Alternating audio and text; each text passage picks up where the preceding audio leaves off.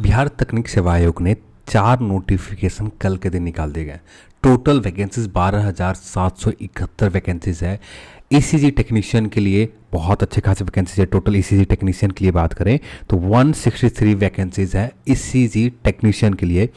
X ray technician के लिए जो वैकेंसीज के नंबर है 803 वैकेंसीज है, और ऑपरेटर थिएटर असिस्टेंट के लिए वैकेंसीज का जो नंबर है 1096 है।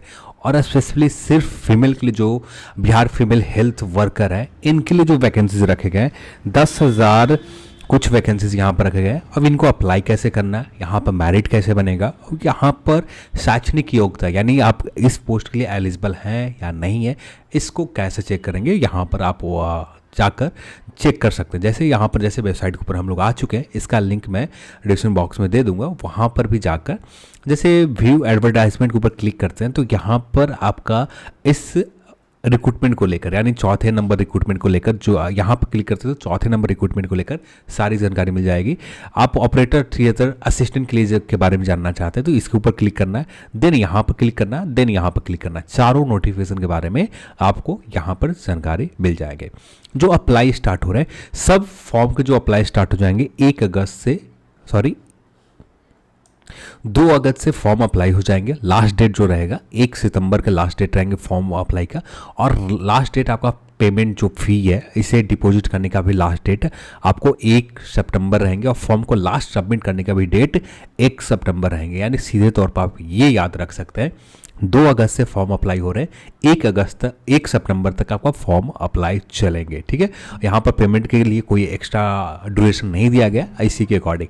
अब बात कर लेते हैं एडवर्टाइजमेंट को लेकर। सबसे पहले बात करते हैं बिहार फीमेल हेल्थ वर्कर के विज्ञापन को लेकर।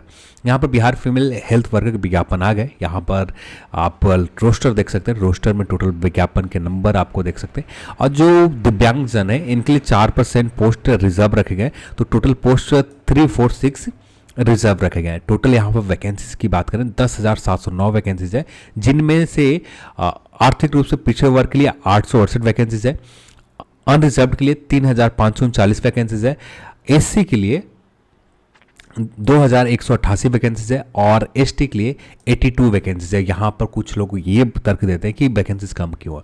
बिहार में वैकेंसीज कम इसलिए होते हैं कि यहाँ पर एसटी कैटेगरी के लोग बहुत कम रहते हैं, 1 कुछ % रहते हैं, तो उसी के अकॉर्डिंग यहाँ पर वैकेंसीज पोस्ट अलॉट किए जाते हैं कितनी किस कैटेगरी के वैकेंसीज रहेंगे।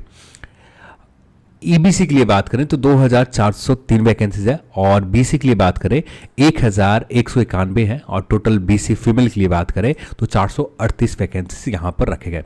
अब बात करते हैं शैक्षणिक योग्यता के लेकर। तो शैक्षणिक योग्यता के लेकर यहाँ पर जो रिजर्वेशन होंगे वर्टिकल रिजर्वेशन दिए जाएंगे।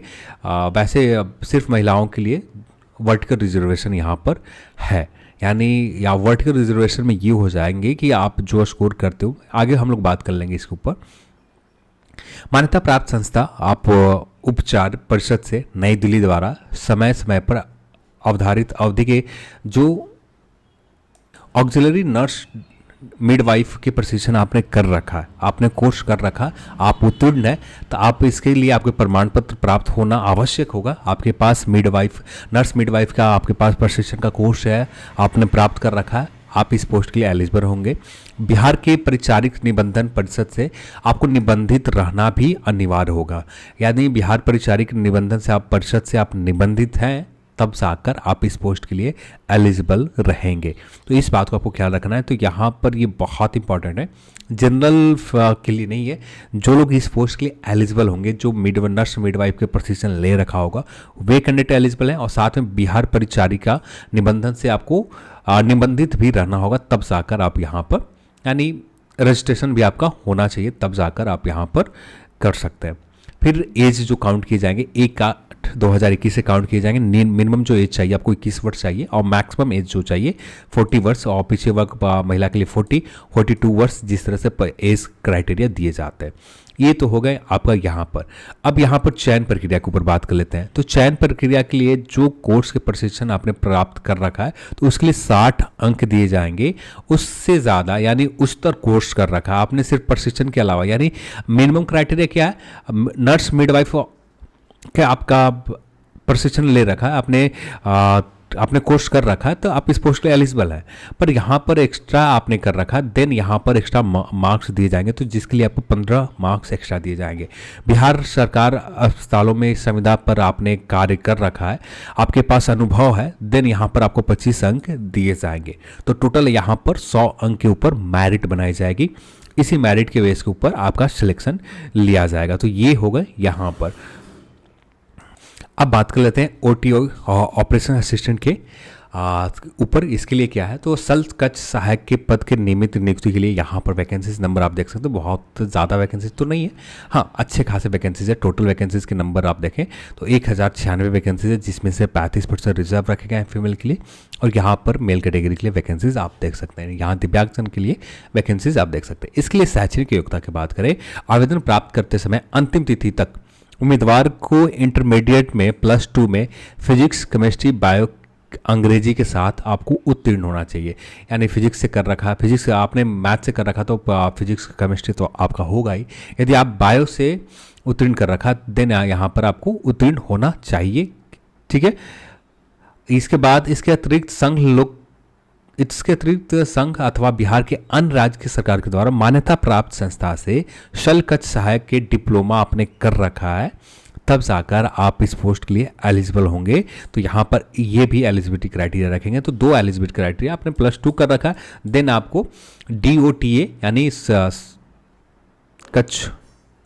शल्य सहायक डिप्लोमा भी आपने कर रखा, तब जाकर आप एलिजिबल रहेंगे। यहाँ पर मिनिमम एज जो 18 वर्ष चाहिए, मैक्सिमम 37, 40 वर्ष फीमेल के लिए रिजर्व कैटेगरी के लिए फीमेल के लिए 40 वर्ष, EBC BC female and male category के लिए 40 वर्ष, और SC ST पुरुष एंड फीमेल के लिए 42 वर्ष, इस तरह से एज रखे गए हैं।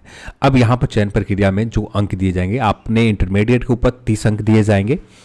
शल्य सहायक के लिए, बैचलर ऑफ शल्य सहायक के लिए आपने कर रखा तो यहाँ पर 25 अंक दिए जाएंगे। और शल्य सहायक के कोर्स के उच्चतर शिक्षा आपने ले रखा है, यानी हायर कोर्स कर रखा है, तो उसके लिए भी आपको 20 अंक दिए जाएंगे। बिहार सरकार अस्पताल में आपके पास कार्य का अनुभव है, आपके पास एक्सपीरियंस है, तो उसके लिए 25 अंक यहाँ पर दिए जाएंगे। और इसी के बेस के ऊपर आपको मेरिट तैयार किया जाएगा। सेकेंड रिक्रूटमेंट के ऊपर बात कर ले, थर्ड रिक्रूटमेंट ये होगा एक्सरे टेक्नीशियन के लेकर। तो एक्सरे टेक्नीशियन के वैकेंसी टोटल 803 वैकेंसीज है, जिनमें से आप देख सकते हैं 262 वैकेंसीज फीमेल के लिए रिजर्व रखे गए और 31 वैकेंसीज दिव्यांगजन के लिए रिजर्व रखे गए हैं। यहाँ पर शैक्षणिक योग्यता की बात करें तो आवेदन प्राप्त के अंतिम तिथि तक आपने +2 कर रखा है, तो या किसी सब्जेक्ट में फिजिक्स, केमिस्ट्री, जीव विज्ञान या अंग्रेजी के साथ आपने उत्तीर्ण हो रखा, तो आप इस पोस्ट के लिए एलिजिबल रहेंगे। इसके अतिरिक्त संघ अथवा बिहार अथवा या अन्य राज्य सरकार के द्वारा मान्यता प्राप्त संस्था से एक्सरे टेक्नीशियन के आपने डिप्लोमा कोर्स या full bachelor degree radio imaging technology में आपने कोर्स में कर रखा, उत्तीर्ण है, देन जाकर आप इस पोस्ट के लिए एलिजिबल होंगे। इसके लिए भी मिनिमम एज 18 वर्ष, मैक्सिमम अनरिजर्व के लिए 37, फीमेल अनरिजर्व के लिए 40 वर्ष, और EBC BC male and female के लिए 40 वर्ष, SC ST male and female के लिए 42 वर्ष यहाँ पर एज रखे गए हैं। और इसके लिए मेरिट जो बनाए जाएंगे, आपको इंटरमीडिएट के ऊपर 30 अंक दिए जाएंगे। एक्सरे डिप्लोमा आपने कर रखा है तो उसके लिए 25 अंक दिए जाएंगे। आपने एक्सरे टेक्नीशियन के उच्चतर कोर्स कर रखा, देन यहाँ पर आपको 20 अंक और एक्स्ट्रा दिए जाएंगे। बिहार राज्य सरकार द्वारा अस्पताल में यदि आपका कार्य के अनुभव है, एक्सपीरियंस है, तो उसके ऊपर भी 25 अंक दिए जाएंगे। तो ये चयन प्रक्रिया के लिए इसी के ऊपर टोटल मेरिट आपको तैयार किए जाएंगे। तो ये हो गया आपका यहाँ पर।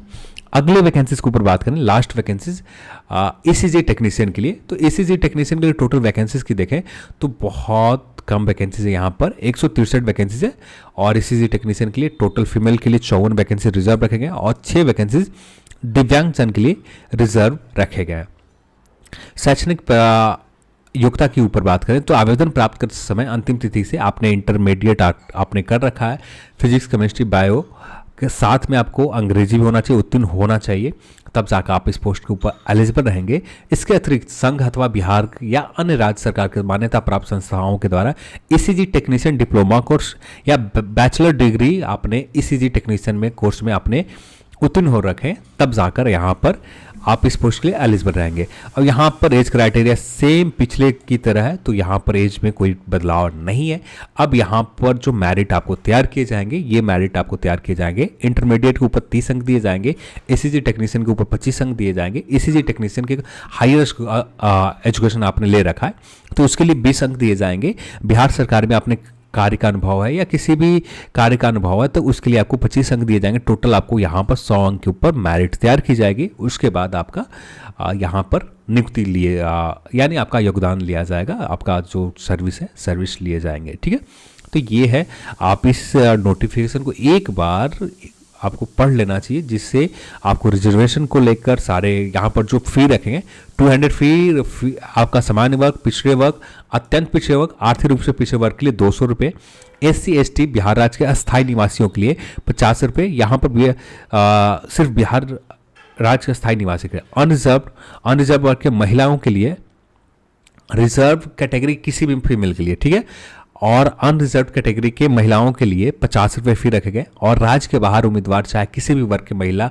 और पुरुष हो उसके लिए 200 रुपये फी रखे गए हैं यहाँ पर। ठीक है, तो एक बार इस नोटिफिकेशन को आपको पढ़ लेनी चाहिए। यहाँ पर काफ़ी हद तक बहुत सारी जानकारी आपको मिल जाएंगे, किस तरह से मेरिट तैयार होंगे, यहाँ पर किस तरह का फ़ोटो आपको लेना है, ये भी जानकारी आपको यहाँ पर अप्लाई करने से पहले एक बार पढ़ लेनी चाहिए, देन आपको अप्लाई करना होगा। ठीक है, तो ये नोटिफिकेशन आपको ऑफिशियल वेबसाइट के ऊपर आ गए और यहाँ पर अनुभव प्रमाण पत्र के प्रारूप है, आपका एक्सपीरियंस का जो प्रमाण पत्र है, इस तरह के प्रमाण पत्र के ऊपर आपको सिग्नेचर करवाने होंगे। यानी आप जहाँ काम कर रहे हैं ना वहाँ पर आपको जाने, ये फिल करके आपको वहाँ से जिस जगह से आप काम कर रहे हैं वहाँ पर जो HOD होंगे वहाँ से आप निर्गत करवा लेंगे।